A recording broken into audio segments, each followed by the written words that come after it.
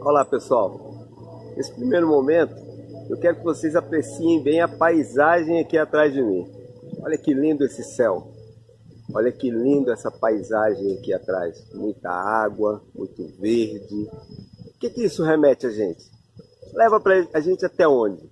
Isso leva a gente até a liberdade de cada ser humano. E a nossa liberdade tem tudo a ver com a nossa legislação, tem tudo a ver com a nossa Constituição. A nossa Constituição, não só a nossa, mas como todas as constituições do mundo, foram elaboradas para dar esta liberdade ao homem, para tratar todos os homens com igualdade. Então, nessa aula hoje, nós vamos falar exatamente sobre isso, sobre a liberdade, sobre a Constituição brasileira. Não só sobre a Constituição brasileira, mas sobre como foi esse processo constitucional, como foi esse processo de se iniciar as constituições no mundo. Como se deu? Aonde se deu? Qual a necessidade de se implantar um códex onde todos têm que viver sobre ele? Vamos tratar sobre isso hoje. E aí nós viemos aqui neste lugar paradisíaco para poder mostrar para vocês a importância de ser livre, a importância de a gente ter uma legislação que atenda aos anseios de todos, naquilo que nos diz respeito a ir e vir, a poder ter direitos iguais todos juntos. Depois de uma breve síntese sobre a liberdade, eu tenho que me apresentar a vocês. Eu sou Antônio Balbino Júnior, advogado, pós-graduado em Direito Constitucional e pós-graduado em Psicologia Jurídica. Venho até vocês para tratar de um assunto que é de muita importância, não só para os operadores de direito, mas para a população como um todo. Que são as constituições, como sua origem, como se deu, por que aconteceu, quais foram os movimentos importantes para o surgimento das constituições do mundo. E para tratar também sobre as 7 constituições brasileiras. Estaremos juntos tratando sobre esse assunto, onde espero contribuir um pouco para o conhecimento de todos que estão me assistindo. Vamos ficar juntos por 1 hora. Continue com a gente. Estamos de volta para continuar com o nosso assunto, a liberdade e o direito constitucional. Os assuntos totalmente ligados, entrelaçados, relacionados. O direito constitucional é aquele que garante a nossa liberdade. É no direito constitucional que estão os direitos e garantias fundamentais. É ali que está positivado o que cada uma pessoa vai poder fazer ou não quanto à discussão de um processo contra ela, quer dizer, o processo legal, quanto à discussão da sua propriedade, quanto à discussão da sua expressão. No direito constitucional que está tudo positivado com relação a isso. Mas o que a gente nota é que não existe um grande interesse pelo direito constitucional, principalmente nas faculdades. Por quê? Quando se começa com a matéria de direito constitucional, já se vai direto para a Constituição, analisando artigo por artigo, sem mostrar a importância da Constituição. E aí, às vezes, essa matéria ela vai perdendo interesse, os alunos vão perdendo interesse. Por quê? Porque se vê que o que é prático está em outras matérias, como, por exemplo, o direito do consumidor, que está totalmente ligado à pessoa no momento ali da compra, da venda, né? Que é uma coisa corriqueira no dia a dia, como o direito penal. Mas antes de que se possa entrar no métier de cada uma dessas matérias, a gente precisa conhecer o direito constitucional. Porque ele regula essas matérias. Ele determina até onde cada uma vai. O direito constitucional é muito interessante. E é aquilo que nos dá e que nos garante o nosso direito, individualmente. Nesse vídeo, pretendemos mostrar a evolução desses direitos fundamentais, a historicidade das constituições. Aí chegamos de uma forma bem resumida e bem simples vamos chegar às nossas constituições, a Constituição de 1824 e as demais constituições brasileiras. Vamos fazer uma síntese de como foi a evolução desse direito, dos direitos e garantias fundamentais no mundo e no Brasil. E a gente vai ver que, na realidade, essa liberdade que o direito constitucional nos dá é muito recente. A nossa história tem muito mais de 2.000 anos. E, enquanto isso, o direito constitucional ele tem aí, talvez, positivado e praticado 3 séculos. No Brasil, isso é bem menos. No Brasil, a gente teve 7 constituições. E essas 7 constituições foram em momentos muito diferentes, com história muito diferente. Vamos mostrar um pouco de cada uma dessas constituições e vamos falar da historicidade das constituições do mundo como um todo. Pretendemos despertar a vontade pelo conhecimento do direito constitucional. Mas, primeiramente, eu gostaria de dizer que este vídeo ele é um trabalho para o curso de pós-graduação de docência superior da Faculdade Mauá de Brasília, ministrado pela professora Silvia Monteiro. Vamos lá, tratar do nosso assunto, direito constitucional. Para falar do direito constitucional, a gente tem que voltar alguns milhares de anos, para a gente começar a entender o porquê da existência do direito constitucional. No início da história da humanidade, os homens viviam em famílias, né? Viviam em cavernas primeiro e depois começaram a viver em famílias, produzindo já num período onde o homem produzia, não só caçava. E quando ele começou a produzir, ele entendeu que ele precisava de um espaço para ele. Então ele tinha o espaço da família dele ali onde ele produzia. Mas aí existia aquela coisa de invasão, disso, daquilo, de tomada, não existia lei. A lei era do mais forte. Por isso o homem viu a necessidade de se agrupar. A partir do momento que ele tinha necessidade de se agrupar, ele precisou começar a ditar regras. Porque antes, quando era só na família, o pai dizia o que era importante, o mais velho, né, que era o pai, né, o sistema era patriarcal, então era o pai que ditava quais eram as regras e pronto, estava decidido. A partir do momento que a humanidade começou a se agrupar, se juntar em tribos, começou a se ver a necessidade de regras.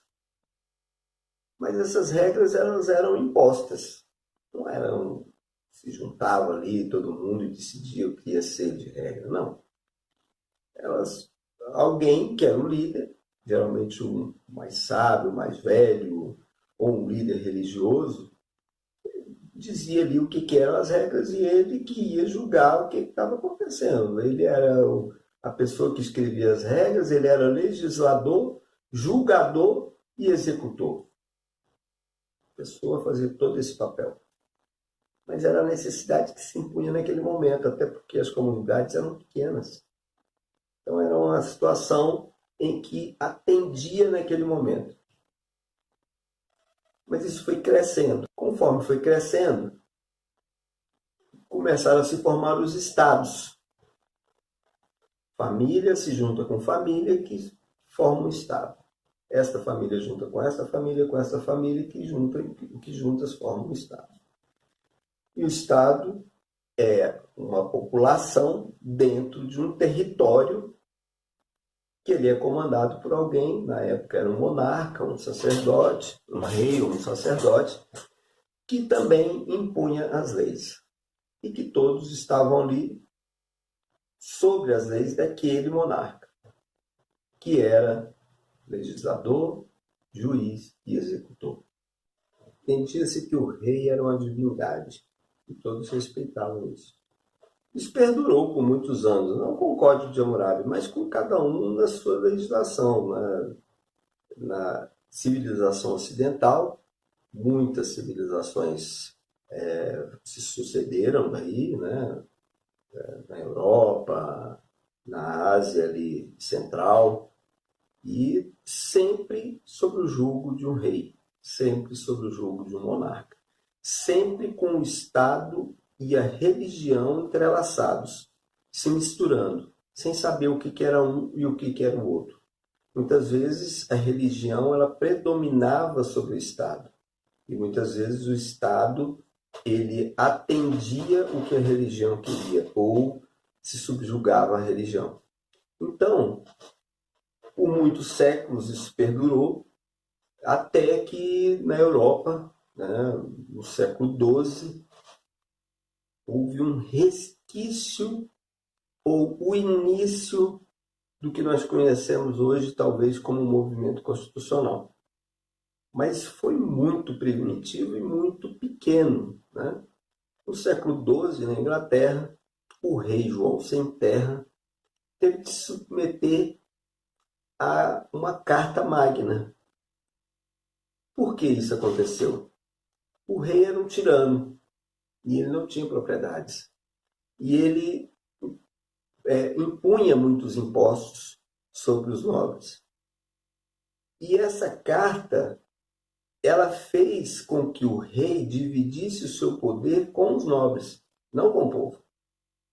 O povo até então estava esquecido. Os nobres é que estavam se sentindo prejudicados, porque o rei estava ali tomando tudo que era deles, botava o exército lá e tomava e confiscava o que eles produziam, o que eles tomavam dos seus súditos. Então eles viram que o rei precisava de regras, precisava ter um controle. E aí eles escreveram a Carta Magna e o rei assinou essa Carta Magna. Mas isso foi muito embrionário, né? E ali se houve ali uma intenção de que os nobres dividiriam o poder e as decisões do reino da Inglaterra com o rei. Tá? Isso foi muito pouco, mas foi o início. Foi o primeiro movimento para o caminho da Constituição, da constitucionalização do mundo. Bem, isso, a Inglaterra foi um marco nessa história. Inclusive porque no século XVII, também na Inglaterra, onde já se existiu um parlamento em função dessa carta, dessa primeira carta, o parlamento da Inglaterra escreveu uma outra carta onde ela aí deixava o rei e o parlamento com os mesmos poderes. O parlamento funcionava como funciona hoje. Lá ainda é a mesma coisa como funciona hoje. A Câmara dos Nobres e a Câmara dos Comuns. E ali nesse parlamento se decidiu que o rei só tomaria suas decisões mediante a aprovação do parlamento. O parlamento teria de ser comunicado das decisões do rei e teria que aprovar essas decisões. E que o parlamento poderia tomar algumas decisões até contra a vontade do rei. Nesse movimento, o parlamento também criou o habeas corpus, né, que foi ali a garantia do julgamento daqueles que cometiam crimes, que até então era muito...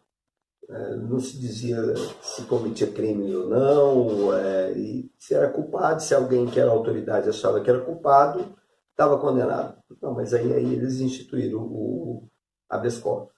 Na Inglaterra, houve uma evolução e continuou evoluindo, sem guerras. O povo foi entendendo, e o parlamento foi entendendo, e houve uma evolução sem guerras. Ao contrário do resto do mundo, que precisou que em alguns lugares houvesse uma guerra para que houvesse a constitucionalização ou a divisão do poder do rei, daquele que oprimia o povo em seu favor, em favor das suas atitudes, das suas vontades de ter mais poder, de ter mais terra, de ter mais domínio. Né? Então, lá na Inglaterra, houve essa evolução de uma forma pacífica, onde o povo foi tomando consciência e o parlamento foi se fortalecendo e o rei entendeu que deveria dividir esse poder com o parlamento. Não foi de uma forma muito pacífica, mas foi sem guerra. Foi uma coisa assim que, em alguns momentos, o rei ia lá, fechava o parlamento, mas foi sem guerra e aconteceu. E hoje, até hoje, continua o mesmo sistema na Inglaterra. Ao contrário disso, os Estados Unidos, que era uma colônia da Inglaterra, ele se revoltou e, na segunda metade do século XVIII, escreveram a Carta da Virgínia, que era uma carta com direitos do homem. E essa carta, ela deu origem à independência dos Estados Unidos. Também foi através de sangue, foi através de guerra, que houve a independência dos Estados Unidos. E aí, logo após a independência dos Estados Unidos, foi em 1787, houve-se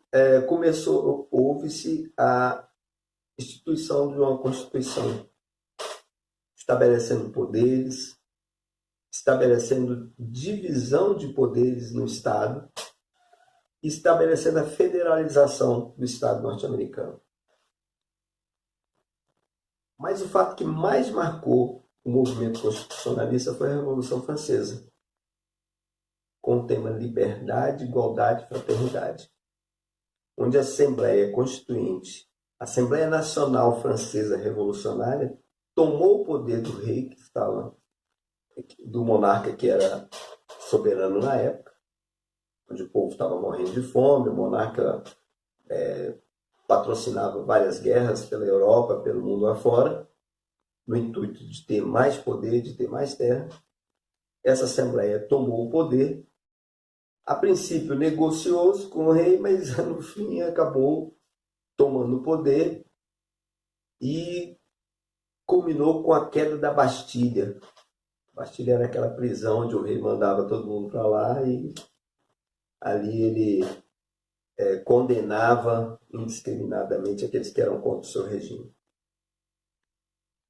Quando a França tomou esse rumo, também foi árduo o caminho, porque daí teve o imperador, foi Napoleão, várias constituições em poucos anos, algumas dando muito poderes para o imperador, outras dando poderes para a Assembleia, mas foi um caminho árduo, mas que foi o começo, foi aquela explosão para que o resto do mundo entendesse a importância da constitucionalização de seus regimes. E entendesse, a Revolução Francesa foi um marco na história mundial, porque ela evidenciou a importância do ser humano no contexto mundial.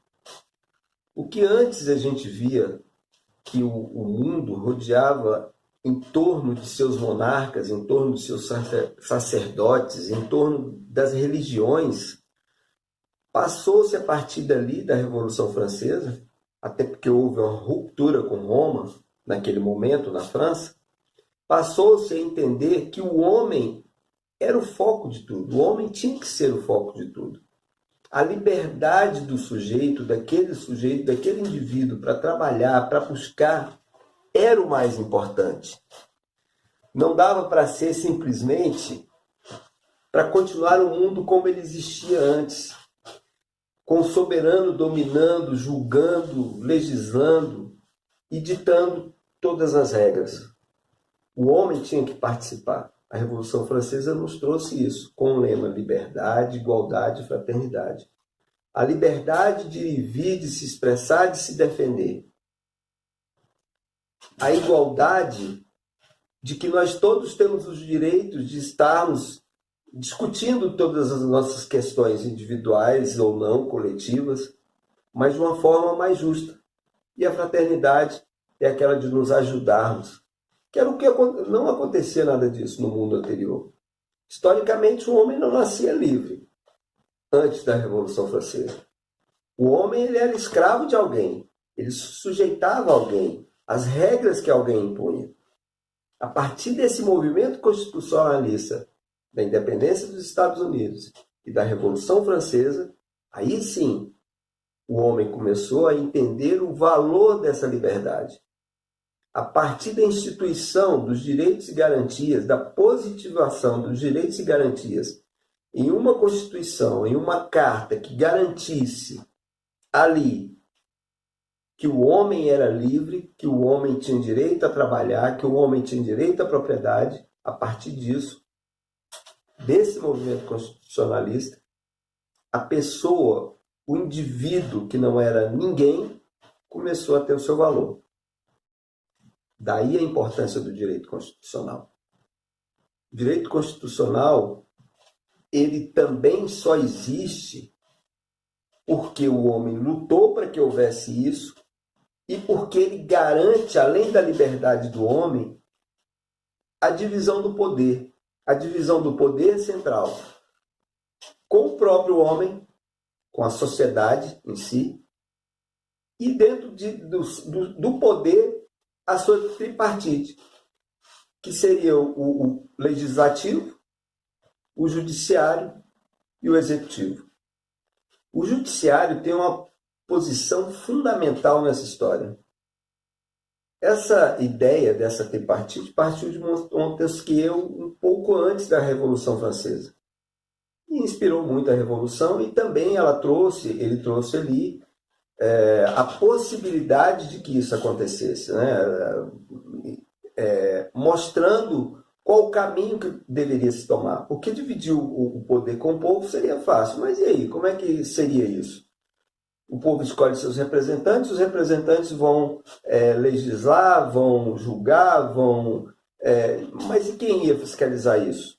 Porque senão, daqui a pouco, a ambição do homem, que é normal, faria com que ele se tornasse um tirano, né, e começasse a julgar novamente e a ditar as regras novamente, como Napoleão fez logo depois da Revolução Francesa.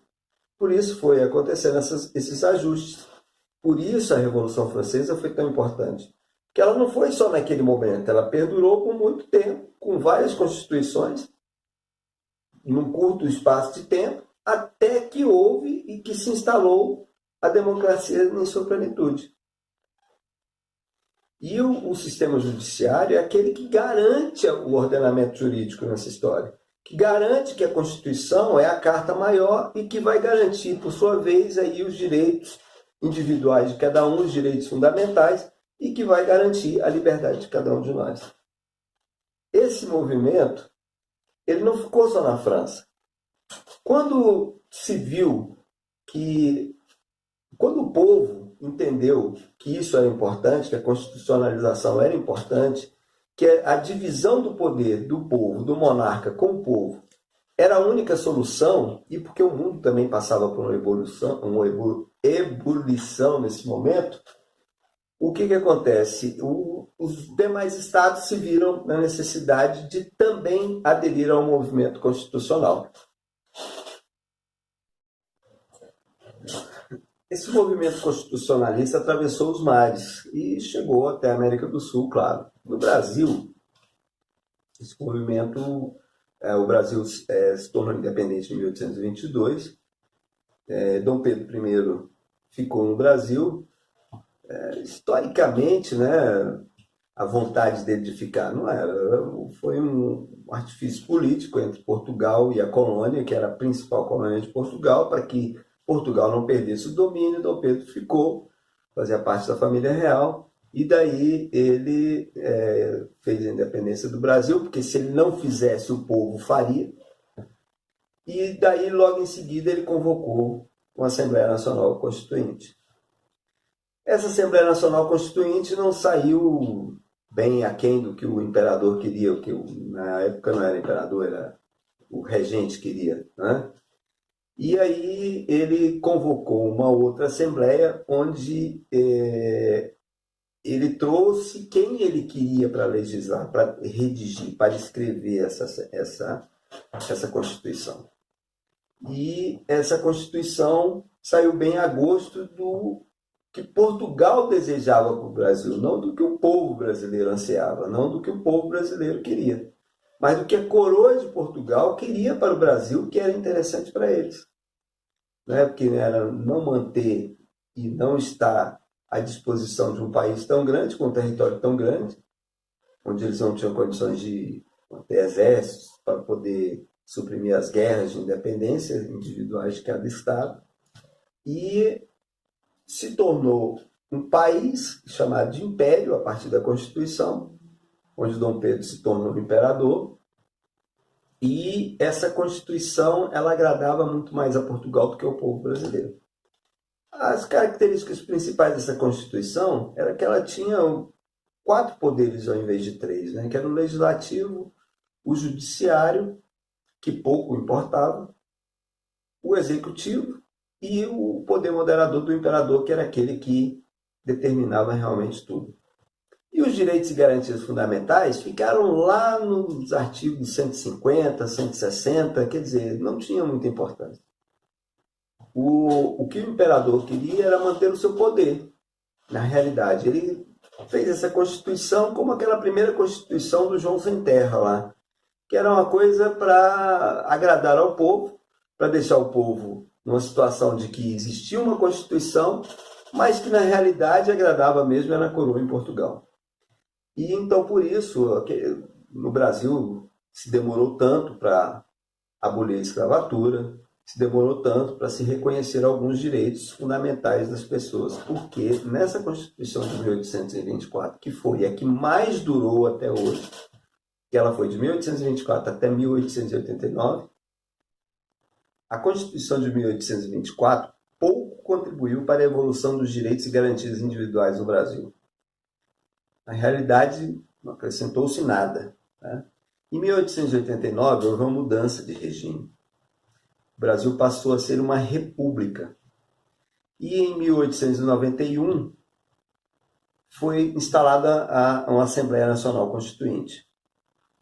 Essa Constituição de 1981 também pouco acrescentou à evolução dos direitos e garantias fundamentais no Brasil. Ela teve algumas novidades, que foi a criação do Supremo Tribunal Federal, que a partir daí começou a fazer um controle de constitucionalidade, que não existia na primeira Constituição, né? E o Judiciário se acrescentou ao Supremo Tribunal Federal, porque o Judiciário já existia na Constituição de 1824, só que não tinha aquele órgão que julgava o que era a Constituição, que julgava se a Constituição estava sendo respeitada ou não. E a partir de 1891, com a criação do Supremo Tribunal Federal, talvez seja uma ilusão dizer que ali houvesse um controle constitucional, mas pelo menos se começou a ter uma ideia do que seria um controle constitucional. Uma outra grande novidade, né, na Constituição de 1891 é a instituição do habeas corpus, que ele não existia no Brasil até então. A partir deste momento, com a instituição do habeas corpus, o direito individual de ir e vir estava praticamente consagrado. Porque o que significa o habeas corpus? É quando aquela autoridade coatora está agindo além do limite. Quer dizer, a autoridade está agindo como um déspota, um monarca, um tirano. Ele vai fazer e ninguém vai poder contradizer. Mas com a instituição do habeas corpus, isso começa a diminuir. Na realidade, a gente sabe que de uma forma muito incipiente ainda, né? Mas que é um começo para que houvesse uma grande mudança no futuro das nossas constituições. Em 1934, Getúlio Vargas institui a Assembleia Nacional Constituinte. Getúlio, depois de uma revolução frustrada de um grupo militar, tornou-se presidente provisório. E ele convoca uma Assembleia Nacional Constituinte, isso foi em 1932. Em 1934, ele convoca uma Assembleia Nacional Constituinte. Essa Constituição de 1934 foi muito moderna para a sua época. Ela se inspirou na Constituição do México e na Constituição da Alemanha. E dentre os grandes avanços aí, a gente pode destacar o direito ao voto da mulher, a assistência judiciária gratuita àquelas pessoas que necessitassem. Podemos destacar também o mandato de segurança. Quer dizer, houve um avanço nos direitos e garantias individuais. Isso fora que o governo de Getúlio Vargas tentou, quer dizer, essa Assembleia Nacional Constituinte tentou trazer um pouco do que existia na Europa e nos países mais evoluídos para o Brasil, tentando trazer mais segurança jurídica para a pessoa, para o indivíduo.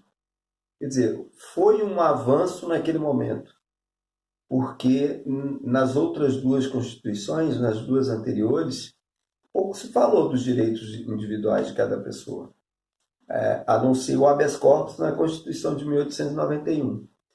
Agora, aqui na Constituição de 1934, não, houve-se um avanço muito grande, principalmente quando se trata aí dos direitos da mulher, porque a mulher não era reconhecida em lugar nenhum, ela não existia praticamente no ordenamento jurídico, ela era subjugada ao marido em casa, na legislação, e a partir daí ela teve direito ao voto, quer dizer, é a pessoa sendo reconhecida.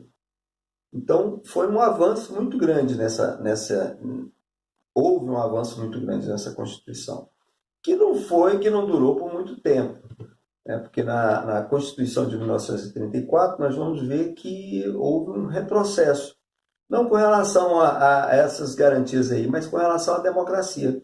E a democracia é um ponto fundamental para que exista a garantia dos direitos individuais. Sem a democracia, a gente não consegue vislumbrar o direito de cada um. A gente não consegue vislumbrar a possibilidade de que o homem seja realmente respeitado. Já a Constituição de 1937 houve um retrocesso sob a desculpa da ordem social. Getúlio Vargas estava no poder e sob a desculpa da ordem social, de que poderia haver distúrbio, desordem no Brasil, ele outorgou uma Constituição em que cessavam vários dos direitos, né? Então, ela, ao invés de ter direitos declarados, ela tinha proibições declaradas. E, assim, as principais dela eram, assim, a censura à imprensa, o teatro, a expressão de uma forma geral. E o Getúlio, aí, ele instituiu essa Constituição, um regime totalitário no Brasil, esquecendo aí o voto, esquecendo aí a democracia, né? E o Brasil vivendo aí, então, um retrocesso, né? Quando a gente imagina aí que o direito constitucional, que as constituições trazem para a gente a liberdade e trazem para a gente o poder de decidir os destinos de uma nação, os destinos de um povo, a Constituição de 1937 ela trabalha ao contrário. Ela traz o poder para a mão de uma só pessoa, de uma pessoa que se torna um ditador naquele momento e que a partir dali ele institui um regime onde as pessoas não têm direitos. As pessoas são proibidas de exercer, de praticar, de falar, de discutir, de se reunir. Então, quer dizer, foi uma Constituição que trabalhou ao contrário do princípio constitucional. Foi uma Constituição que, ao invés de trazer a liberdade, ela trouxe, sim, muitas restrições e em 1945, o país caminha para a redemocratização. O Emílio Gaspar Dutra é eleito presidente da República e convoca a Assembleia Nacional Constituinte. E aí essa Constituição visa trazer todas aquelas evoluções trazidas na Constituição de 1932 e na Constituição de 1891. se restitui o habeas corpus, o povo volta a ter o direito ao voto de uma forma plena e o mandato de segurança é reinstaurado. Quer dizer, a Constituição de 1945 visa levar o país para uma redemocratização, que é o único caminho que se tem para se garantir os direitos individuais. E ela caminha nesse rumo até 1964, quando aconteceu um golpe militar novamente. E em 1967, o regime militar institui o AI-5, que na realidade não é uma Constituição. É considerado por alguns historiadores como uma Constituição, mas na realidade é um ato em que ele emenda a Constituição, tirando do povo todos aqueles direitos que ele tinha de votar, de ser votado, votar de uma forma plena. E se votava da forma como os militares achavam que devia ser votado, simplesmente. Aquele direito de ir e vir dependia muito de quem era a pessoa. Quer dizer, ele não era um direito pleno. Então, em 1967, Constituição do AI-5, melhor, em 1964, Constituição do regime militar, o país novamente sofre um retrocesso. E em 1967, esse retrocesso é confirmado com essa emenda à Constituição, tirando todos os direitos do povo brasileiro, destituindo o Congresso e fazendo com que o país voltasse a viver sob o jugo de uma ditadura dessa vez militar, por uma junta militar que governava e que dizia o que o país deveria ou não fazer naquele momento. Essa emenda constitucional de 1967 fez com que o povo brasileiro viesse à luta pela sua redemocratização, o que aconteceu de várias formas, né? Houveram guerrilhas no Araguaia, em alguns lugares do país, e também a sociedade organizada trabalhou e buscou muito para que o Brasil voltasse a ser redemocratizado. Isso demorou muito. Em 1986, com a eleição de um civil por um colégio eleitoral ainda que o presidente da República não era eleito pelo povo, foi eleito um civil e esse civil convocou a Assembleia Nacional Constituinte de 1988. Essa sim é uma Constituição cidadã. Essa sim é uma Constituição que em todos os seus artigos ela traz os direitos fundamentais. Este é uma afirmação de alguns ministros do Supremo Tribunal Federal, que consideram a nossa Constituição como um marco, tanto na democratização do país, quanto na garantia dos direitos individuais. Mas a principal característica dessa nossa Constituição, da Constituição de 1988, como uma Constituição que que visa garantir os direitos individuais, está ali no artigo 5º.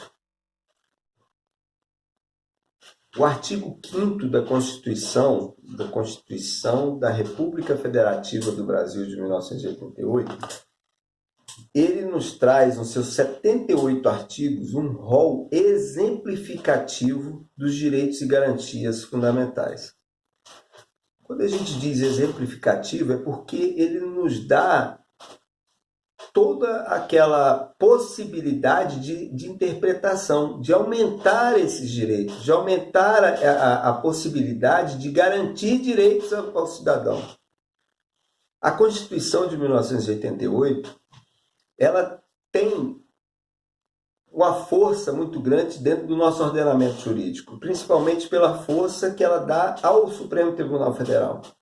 O Supremo Tribunal Federal, que foi um órgão antes de 1988, que era um órgão político, onde as pessoas eram ali nomeadas, até para aposentarem por ali mesmo, ela começou a ganhar uma relevância depois de alguns anos.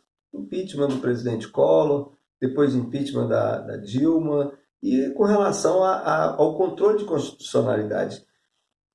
Essa importância do Supremo Tribunal Federal de garantir a Constituição, muita gente acha que o Supremo devia ser extinto, que ele devia ter outras normas, isso é um tema para uma outra discussão. mas o Supremo é quem garante a constitucionalidade e o emprego das normas constitucionais na legislação brasileira. É quem garante que os direitos individuais eles estarão ali sobressaindo sobre toda e qualquer matéria.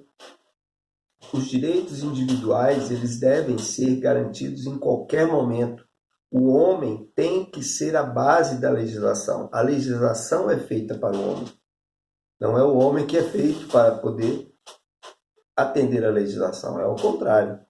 A legislação ela existe para ordenar a sociedade, para que o homem viva em paz e para que o homem possa viver bem. E é isso que a Constituição busca, e é isso que a Constituição visa.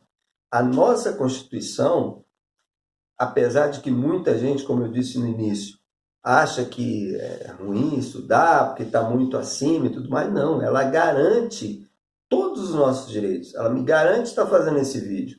Ela garante para a gente que nós temos o nosso direito de expressão, nós temos a nossa liberdade de ir e vir, de dizer o que a gente acha que está certo ou que não. Tudo isso que eu estou dizendo para vocês foi diante de uma pesquisa muito grande, que em um outro momento, num momento de repressão, num momento de ditadura, onde não houvesse possibilidade da expressão, eu não poderia pesquisar para poder estar dizendo. Eu me baseei para fazer esse vídeo num trabalho final de um curso de Direito Constitucional. E está muito mais detalhado lá nesse trabalho que eu fiz. Mas que o que eu quero dizer é que eu tive a liberdade de pesquisar. Por quê? Porque existe a Constituição que nos garante isso. No início do vídeo eu falei sobre a liberdade e falei sobre a relação da liberdade com a Constituição. E a liberdade que a Constituição nos dá é essa, é de poder pesquisar, é de poder nos expressar, é de poder garantir a nós a resposta àquela ofensa que nós recebemos. Isso é o direito constitucional. É a nossa liberdade positivada. A nossa liberdade com ordem. Porque a sociedade precisa disso. Precisa de liberdade para se expressar, para trabalhar, para viver em paz. E só quem garante isso é a Constituição. E a nossa Constituição nos garante a plenitude a essa liberdade. Nossa Constituição ela é tão aberta que todos aqueles tratados internacionais que tratam de direitos humanos, eles têm uma correspondência, têm abrigo dentro da nossa legislação, porque a Constituição assim garante.